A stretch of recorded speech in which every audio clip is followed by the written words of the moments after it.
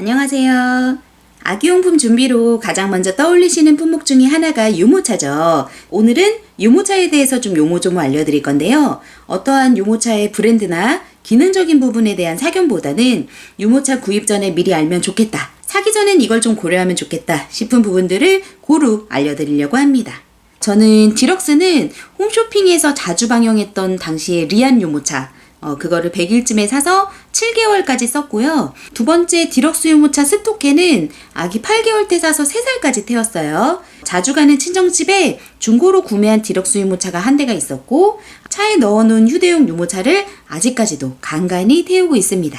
그러면 제가 총 4대의 유모차를 쓴 거죠. 아주 잠깐 제가 썼던 유모차의 가장 큰 장단점을 한 개씩만 뽑아보자면, 리아는 외부에서 도보로 다닐 때 햇볕 방향이 계속 달라지는데 아기를 들지 않고 태운 상태 그대로 회전이 가능하다는 게 굉장히 편했었어요. 그래서 주로 집 주변을 좀 자주 걸어 나가시는 분들께 좋지 않을까 싶고, 단점은 기능적인 부분으로는 딱히 없었는데 홈쇼핑에서 사다 보니까 모르는 엄마하고 여러 명 마주쳐도 다 나와 유모차가 똑같아.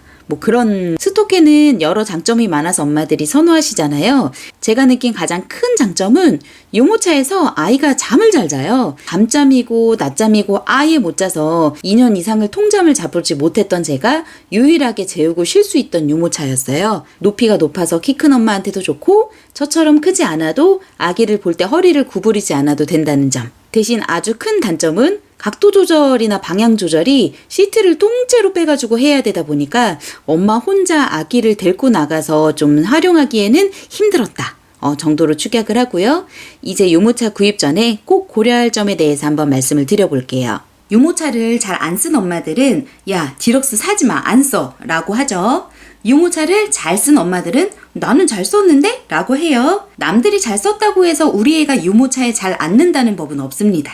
반대로 남들이 다 필요 없다고 얘기해도 내가 좋고 편하면 그건 나만의 쌈박한 육아템이 되는 거예요. 저는 이런 생각을 가지고 있어서 최대한 육아 관련 조언은 객관적으로 장단점을 알려줘서 상대방의 그 취향에 맞게 선택할 수 있게끔 조언을 하는 편인데요.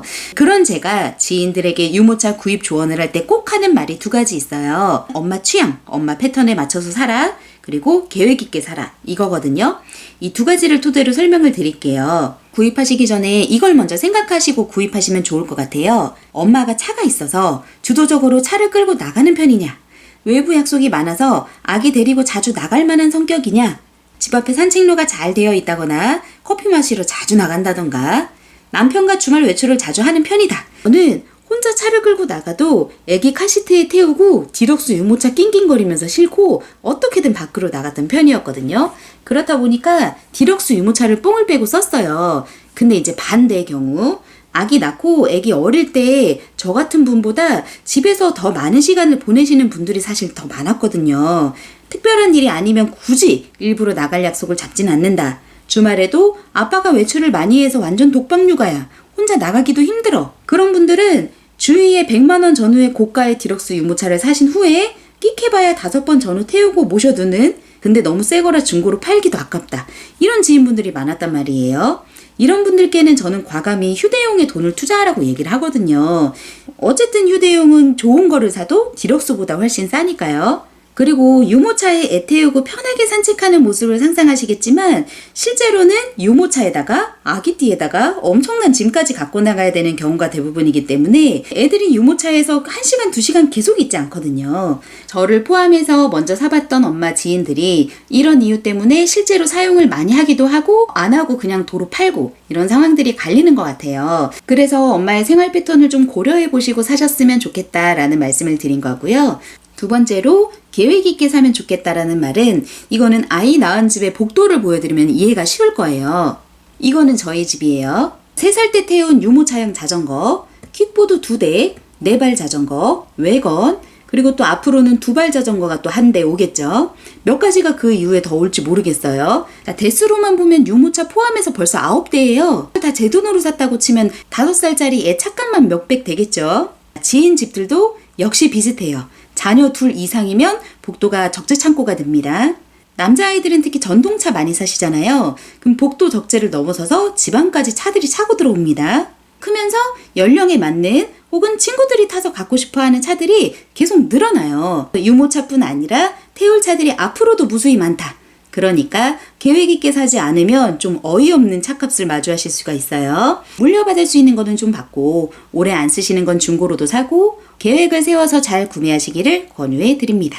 참고로 저는 3만원짜리 휴대용 유모차를 가장 오래 썼어요.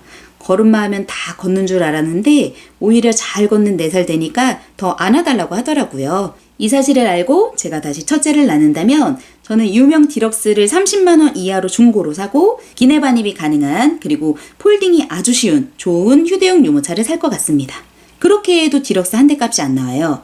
폐차 직전에 차를 타고 다니는 신랑이 누가 문콕을 해도 기분이 안 나쁘대요. 차가 하도 그지 같아서. 애들과 함께하는 장비는 금방 망가져요. 장기 마라톤 기간 동안의 비용이 만만치 않게 드니까 조금 저렴하게 쓸 수 있는 거는 저렴하게 쓰자 라는 마지막 말씀을 드리면서 오늘 영상은 마치도록 하겠습니다. 안녕.